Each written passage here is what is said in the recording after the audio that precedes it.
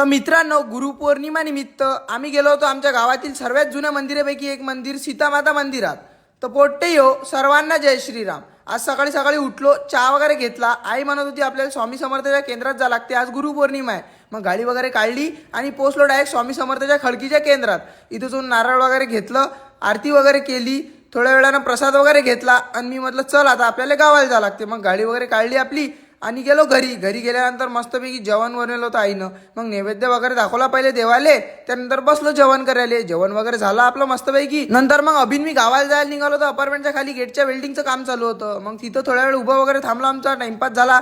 त्यानंतर मग स्टेशन जवळ गेलो, दुरूनच गाडी दिसली आम्हाला. मग पळतच निघालो आम्ही. पोचलो बा गाडीत, बसलो, जागा गिगा भेटली. जाता आता मग आम्ही घेतलं पूर्णाचे दर्शन. पाणी तर बंब होतं बा नदीत. त्यानंतर घरी पोचलो. घरी पोचल्यानंतर थोड्या वेळ थांबलो.